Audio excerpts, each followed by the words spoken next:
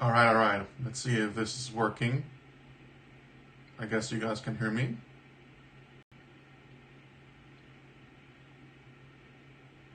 It's always a little of a technical difficulty for me to figure out what the hell is going on. And if this is working. Because the thing is, in the stream it doesn't show. Huh. What the hell is going on?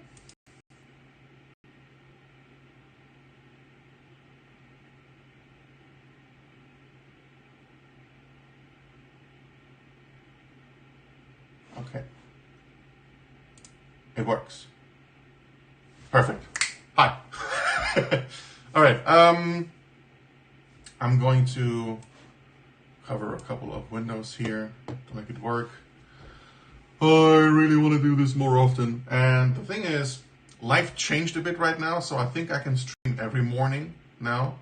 And this way I can get through the magazines really quick until we are at a more recent issue of ImagineFX. This time we are looking at this one. Okay, so what the hell is wrong with this chat and why is it appearing so wonky?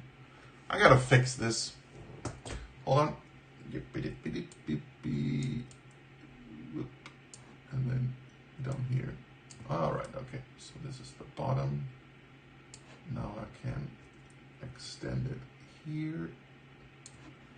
And that's better, I think. Okay.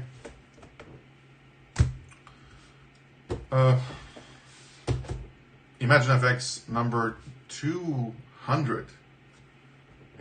I actually have two of them.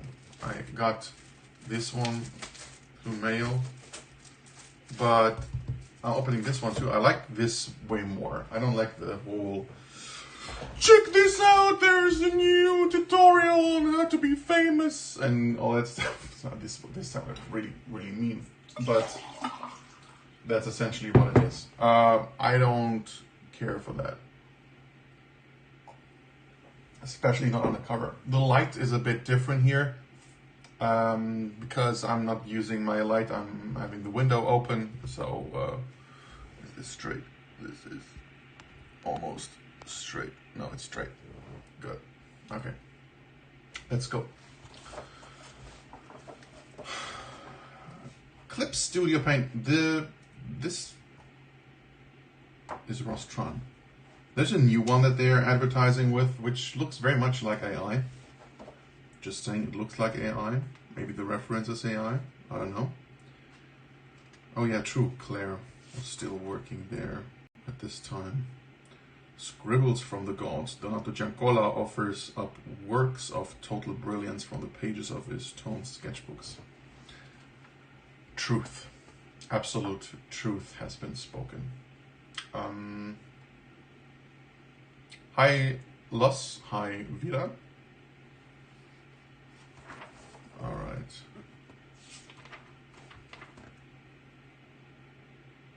Yeah, okay.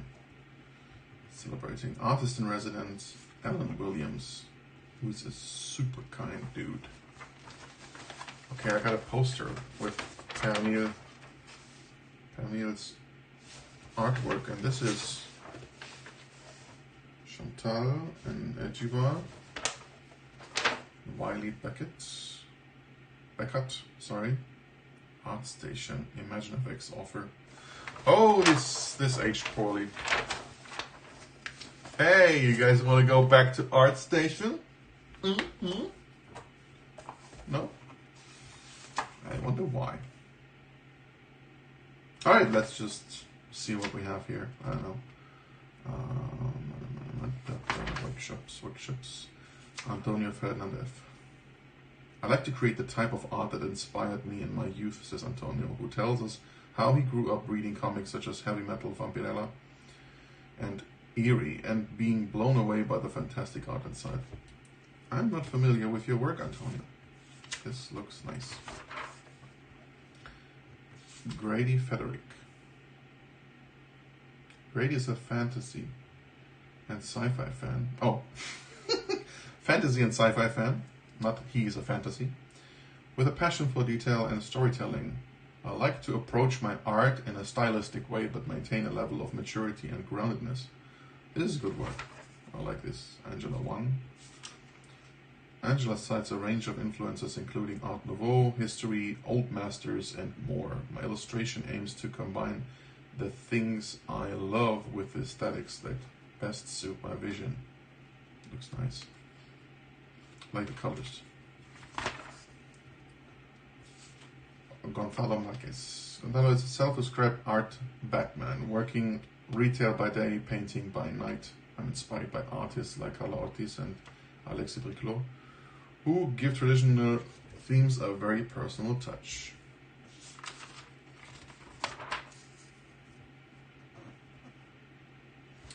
Probably I will have to figure out how to get closer so you guys can actually see everything. Hold on, let me try something.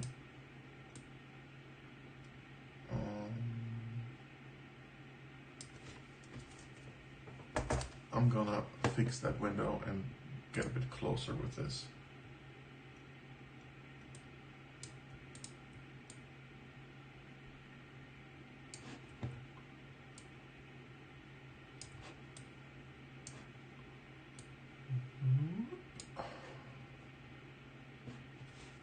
How is that?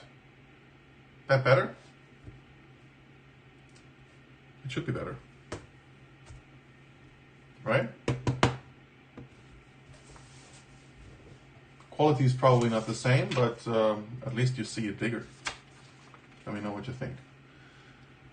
Ninja Joe.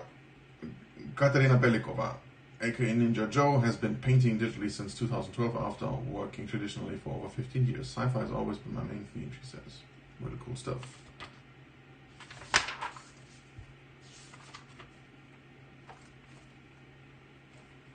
Imagination.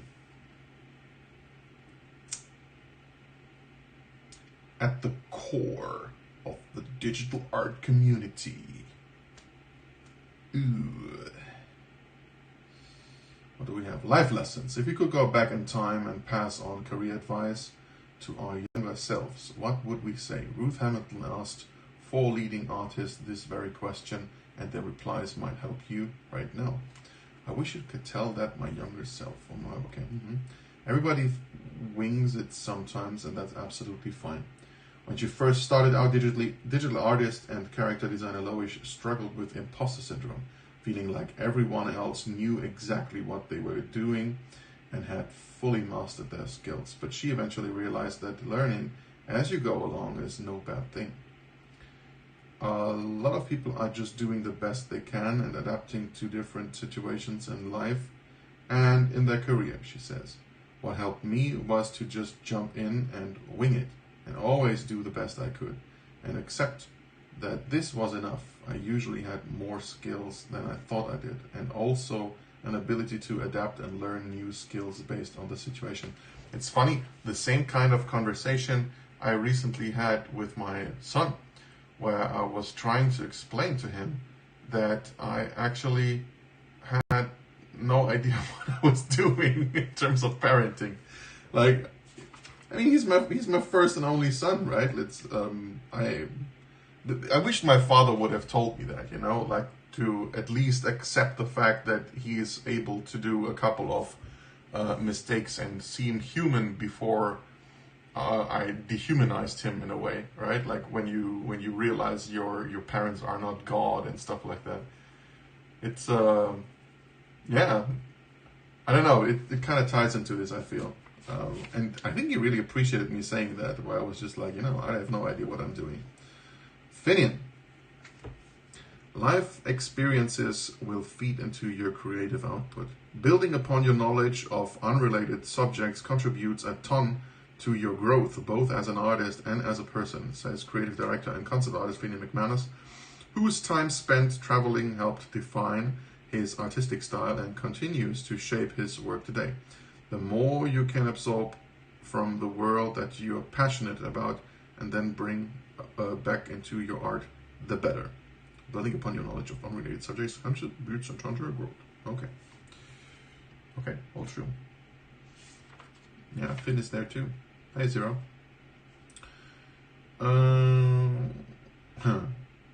Clayton Henry says, it's one thing having talent, but working well with others can also have a big impact on your professional trajectory. Be considerate to the rest of the creative team. Include them in emails. Address their concerns, says comic book artist Clayton Henry. This is one I had to learn the hard way. At times I thought my creative instincts outweighed the others' opinions. That was stupid. It probably cost me gigs early in my career. This is a really, really good one. Really good one. Nothing to add. Well, I just wondered how many people are here, by the way. All right. Another opinion. Don't branch out too quickly. When you're first starting out, it can seem like there's a million things to learn and a million cool techniques to try. But Finian suggests keeping your focus narrow to begin with. Dedicate yourself relentlessly to mastering a few key skills rather than branching out in the beginning. Yes, it's true. It's funny because when I started with art and graphic design, it was seen as better to be able to offer something like a full service concept in terms of freelancing, I mean. But apparently, no, later I realized that's absolutely not true. You are rather going to be hired for the stuff you love to do and for being a specialist in what you do, being good in a specific thing, than the other way around. It's like with Evan, right? Like if people want realistic armor and concepts that are believable, they hire him, right? So, yeah. You have to give people a reason to notice you. You can do that in many ways. I got too comfortable at the beginning of my career, says Clayton. I thought the entire comic book industry was going to take notice of me and I wouldn't have to search for new opportunities. That didn't happen, and within a few years he was bumped right back to the start line. Working in retail job he hated.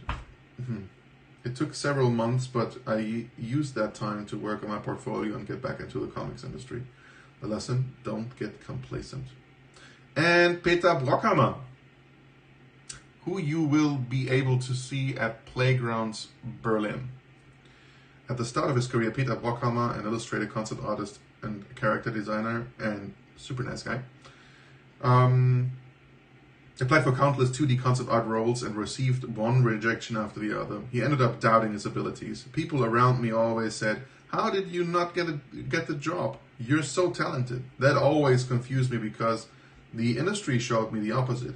He recalls. Getting knocked back is part of even the most talented artist stories. Being able to maintain confidence and enthusiasm despite that is the real skill. Yeah. One more by Lois. At art school, Lois' teachers weren't enamored with her personal style, so she ended up relegating that to her own free time. Nowadays, her personal art is a fruitful sideline leading to 2 books, by now 3, and a popular Patreon page. Maintaining a habit of drawing personal art has opened up unexpected opportunities for me, she explains. I'm a huge believer in not putting all your eggs in one basket, so my tip to freelance artists is to always make some time, however much you can spare, for your personal creative endeavors outside of your work, if only for the fact that you get to make something that's uniquely yours. And it's also tying into the question of why we create, right? Why do we create? Is it a career or do we have to? Career success requires planning. Yes, that's very German. Just because you have natural artistic talents doesn't mean that a creative career will land in your lap from out of nowhere. For that to happen, you need a plan. Sit down and write down what your strengths and weaknesses are, says Peter. For every point you have further thoughts, you'll have further thoughts. Step by step, you'll create a where the fuck did I? Oh yeah, you'll have for the thought step by step, you'll create a complex overview of yourself with many branches. This will help you come up with a plan to improve strengths and eliminate weakness. I wonder what you guys think about that one. But because it sounds like this is an experience that most freelancers have made themselves, but mostly with different outcome, right? Getting fired up and getting fired up and inspired. No, getting fired up and inspired is one thing, but maintaining that enthusiasm over a long period is quite another. It's normal to feel super creative and motivated for a short while, but that fizzles out sometimes, or you end up working so hard that you burn yourself out, says Loic. The most important thing is to have a regular, consistent drawing routine that consists of a mix of finished works and sketching and explorations. That will keep your art improving and growing, and keep your creativity going for the long run. Routine and consistency work better than always trying to ride a wave of intense creative energy. Yes, it's this question about motivation or dedication or what was it the old word? Discipline, right? I'm very much a discipline guy. Be your own competition. I recommend trying to outdo yourself as often as you can, says Clayton. He challenges himself by tackling difficult perspectives or expressive body language and faces. This job is supposed to be hard, he adds. Meeting a challenge you see for yourself can only help you improve. That's a good one. Step out from your own shadow. I used to be an extremely shy person when I first got into college. I would hesitate to make new friends. I was not good at presentations or being confident about my work or experience. It absolutely held me back in school, remembers Finian. I realized that I need to fix how I approach life and how I represent myself. It was a change that took many years and a lot of concentration and hard work, but I can say that I enjoy life much more now. Yeah, good one. Oh, you guys are commenting. A lot of senior artists go through this. I know people that have been in the industry for 10, 20 years, and one of the through lines is always find time for art for yourself. Yeah. Hey guys, anyone know if Piotr Jablonski? Piotr Jablonski. No, I don't think so. It wasn't the one that was. No, it wasn't the one that was made by ArtStation, right? This Howling at the Moon. That wasn't Piotr. No, I think I'm wrong. That wasn't him. There was a book on ArtStation, but I think it wasn't by him. Oh, I missed one. Learn to say no. Oh yes, maintain boundaries as a freelancer. As I took on more work, I felt compelled to constantly say yes to my clients to prove I was up to the task, but I forgot about boundaries and became consumed by that work until I was unable to work because I had exhausted myself on a job. Recalled Slowish. Learn to say no. Learn what the limits are of what you can do, and learn to balance work and art with other things in life are just as important. It's this. I think a lot of freelancers and probably artists and creative people have this thing where they are approaching a day as if it was, I don't know, friggin' Pokemon or some simulation where you're like, oh yeah, Jakub Rosalski, yeah, true. And there's some stuff in the art book. Yeah, I don't know. No, he probably doesn't have a book. He should have one. I would buy it in an instant. Where was I? Yeah, they approach it like some kind of game, right? Like where you are, and that's something that I did in the past too, where I'm like, just one more day, and one more day, and at some point I will get too relaxed. It doesn't work like that. Every day on itself counts. And it took me a long time to fucking realize that. Industry events are packed with potential. Having contracts in the games industry is the most important thing, says Peter. For him, attending gaming events, large and small, and make an effort to really maximize the potential of those has been key. Have your portfolio checked by companies on site and get feedback. Talk to your idols on site. Take part in workshops and then meet for a drink with those you have met, he suggests. Yes, I agree. Art all the time is a recipe for disaster. I tend to get lost in my work, and since art was my passion and hobby before pursuing it as a career, I don't have a whole lot of hobbies left now, says Loge. The temptation to spend all your time working can quickly lead to physical issues. Sitting in one position all day isn't good for anyone, as well as taking a toll on your mental well-being. In reality, downtime from work is almost as important as the work itself, especially if you want to keep doing it in the long run. So over time, I started to take my downtime more seriously and prioritize exercise and mental health even more, because it's integral to being able to do my job well. Yeah. Be aware of creative trends. Back in the mid-90s, a lot of art students started focusing on digital art. I think Jurassic Park gave them a punch in that direction, recalls Clayton. I thought Photoshop and computer art were for people who didn't know how to draw or paint traditionally. Damn, I was stupid. Now, 25 years later, I'm drawing my comic pages entirely on my iPad. If I had given digital art an honest try way back when I was 18 or 19, I'd be much further along now. Yeah.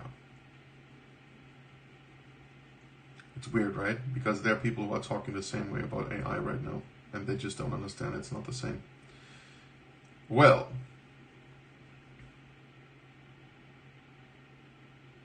sometimes you need to move on to new challenges. Being able to recognize when you've learned as much as you're going to in a particular job, and at that point moving on, is vital if you're going to continue growing as an artist. Over time, if people stay in the same role, stagnation can happen and development slows, says Fian. Starting a new role or taking on an unfamiliar job, scary though it may be, can be a great catalyst for growth. The most growth happens when we are forced to do things we aren't used to and have to learn on the spot, he adds. It's like when Arnold Schwarzenegger is talking about the pump. I'm so bad at this. Get to the pump. A Day in the Life of Sean Murray. Oh yeah. Great artist. I should do a review of the book I got from him. Alan Williams, Artist in Residence. Art Alchemy. This artist studio has a presence in his own house, complete with his own rituals. I recently saw this posted again. It was a throwback he posted. The Moon Thief. Extremely beautiful. Still trying to save money to buy an original from this man at some point. Yes, because he's so good.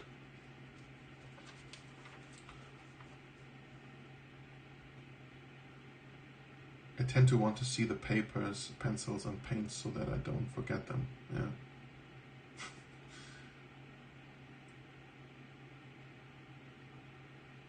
Amazing. So good. So good.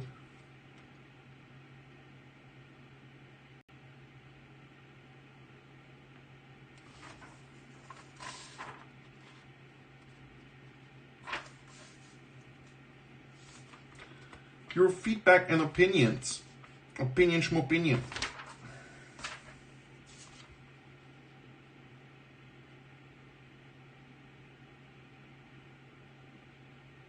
What's this? Mining Middle-earth's riches?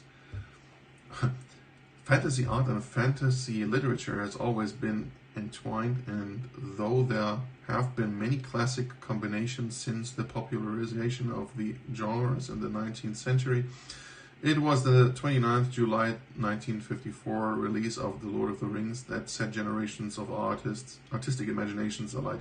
ImagineFX has had the pleasure of collaborating with artists synonymous with J.R. Tolkien's world.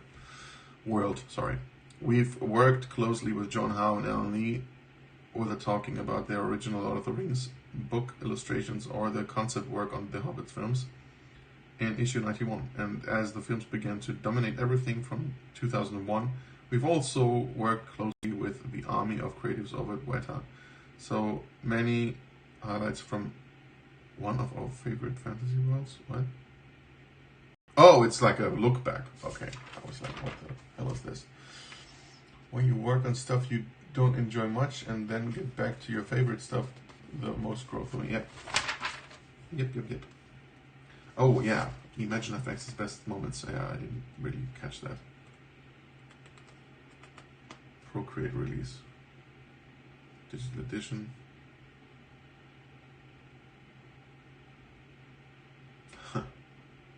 Learn how to paint a Sith Lord.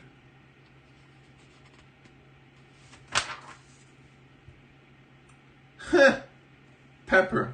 I remember the Pepper project. Do you guys remember that? It was amazing. It's like, I don't know, is it the first time someone did something that resembles this draw this in your style movement? Did someone did that before? I don't know. It was the first time that I realized that this is happening. And the results were amazing. Amazing, mind-blowing. And it happened right when I realized what digital art was. Which seems so long ago. The secret of art success according to Bobby Chu. We catch up with the longtime friend of ImagineFX and talk breaking into the industry, art goals and Lightbox Expo.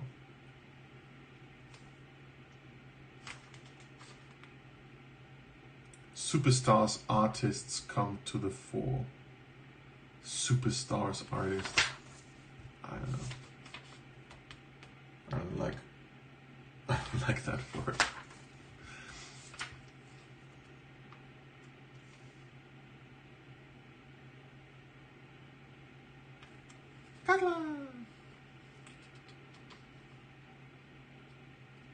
The rise and rise of digital art events. The rise and rise. Okay. So instead of the rise and fall, right? Okay. The early 2000s art events were best summed up by the movable city that is San Diego Comic-Con. But there was an indie revolution in the wings. Massive Black brought its rock and roll personality to its annual global art events, and soon a rash of similar festival-inspired events called on Trojan Horse Was a Unicorn introduced its Portugal-tinged strand of creative madness in 2013. The following year, industry workshops opened up in the side streets of London, and more recently, Lightbox Expo brought the full weight of the industry to Pasadena, California. We've also had huge success with our very own Vertex because of the COVID pandemic. Blah, blah, blah. There were more, and more early. There was FMX. There was... guys, let's not forget IFCC, right? This is important. This was the good stuff.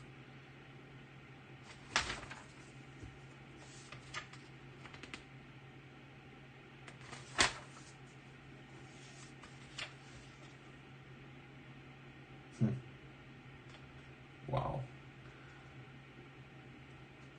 I met Donato at the first Lightbox Expo.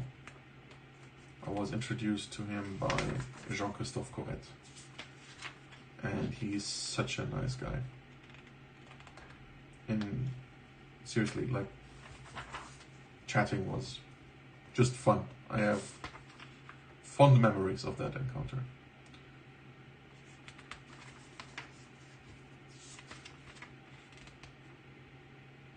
Alright. Pernil Eurum.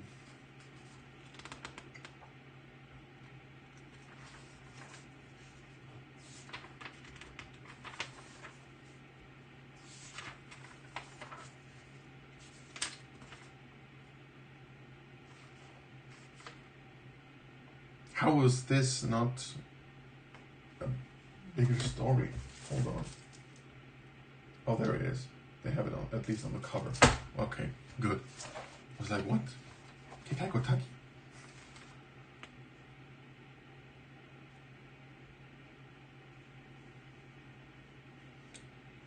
Kekai Kotaki paints true unlikely partners for a personal piece, starting with ballpoint pen and paper before moving to Photoshop. Photoshop. Fucking Photoshop. AI shop. Yes, I said that. Creature design. Step up your creature creations with expert advice on adding character to your designs.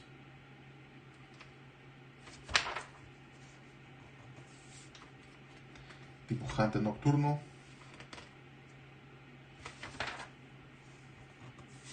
All right.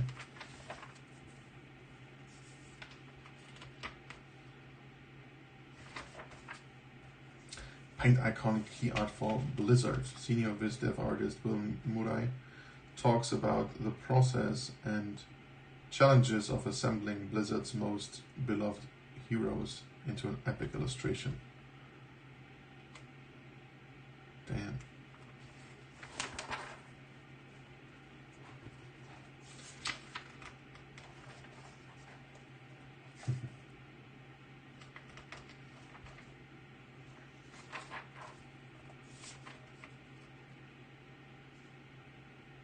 The latest art resources are put to the test by the ImagineFX team. They got rating for art books, I think, right? Oh yeah. Yeah. Oh my god. 4 or 5 stars. I don't know, guys. This is... I think you got rid of this eventually, and that was a really good thing. Like, this is horrible. Star rating on art books. It's just... I wonder... What are the categories that lead to a 5-star rating or a 2-star rating? And why would you recommend a book in a magazine that didn't get a 5-star rating? Or why would you recommend a book in a magazine that gets a 2-star rating? Isn't that weird?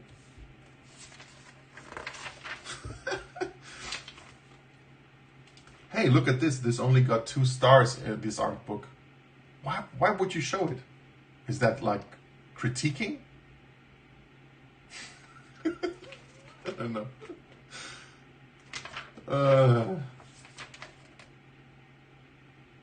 Thomas, is it Barcelo? Barcelo? Castella.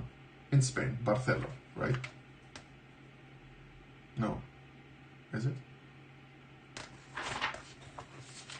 Always mixing up the Z and the C, and which one is the th. Andy Soto. Wow.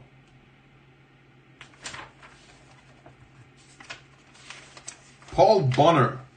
Fantasy illustrator Paul Bonner documents his travels in the wilds of Trutwang and records his encounters with some of the inhabitants. Fucking Paul Bonner is so good. Man.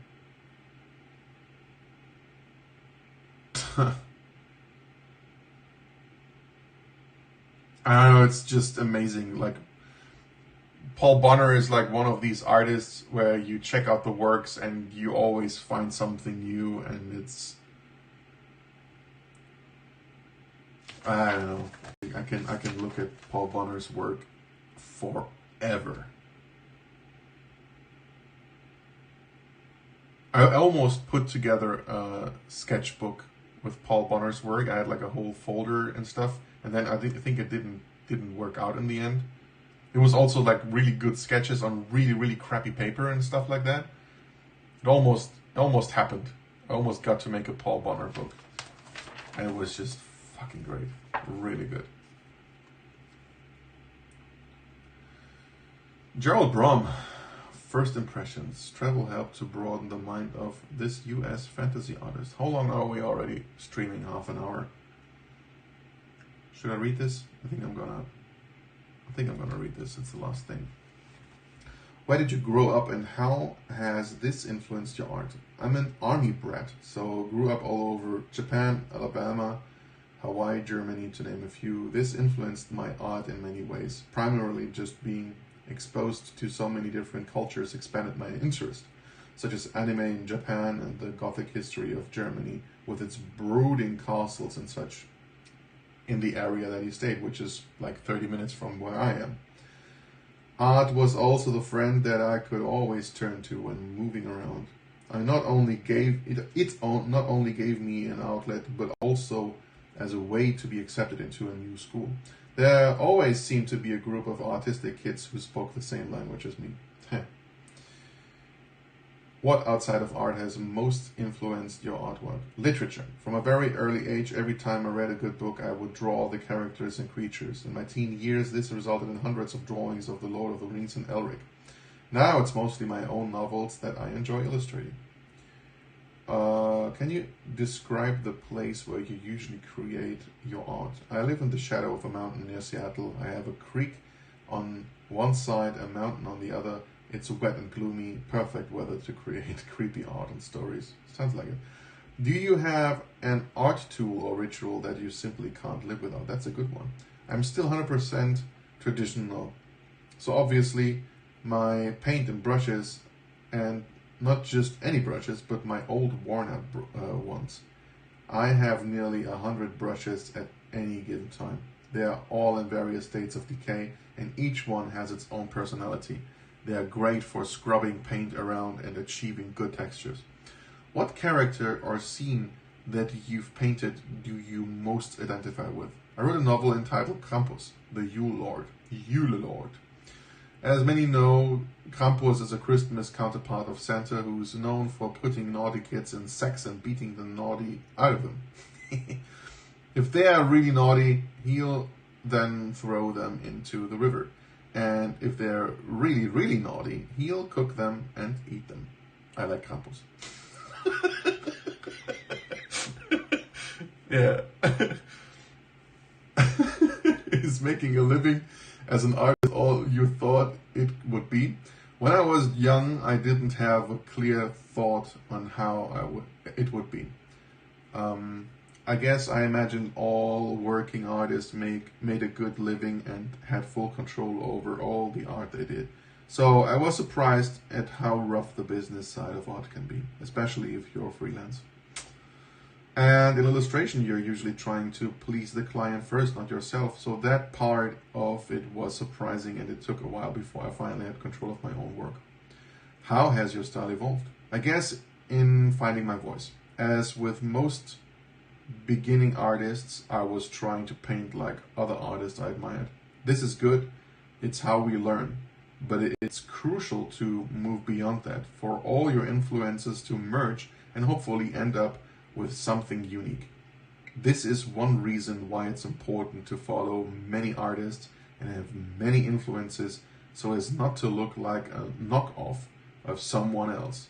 Now, the goal is not to stagnate, to keep trying new techniques and approach to try and bring something fresh to the piece.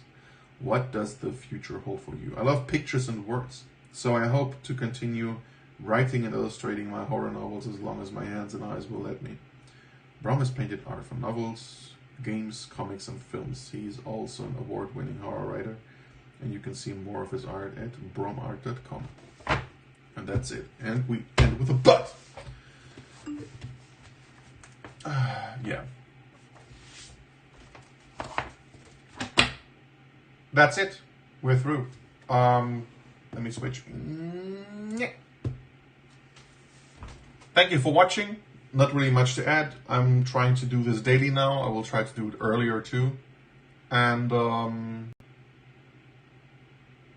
until next time. I have a couple more videos I want to upload, but these streams for magazines, they should become daily. I also have copies here of Beautiful Bizarre that I also want to check out with you. So yeah. Until tomorrow. No, tomorrow is Saturday. I will do this on work days only, Monday to Friday. So until Monday, I guess. See you then. Bye-bye. Click, click.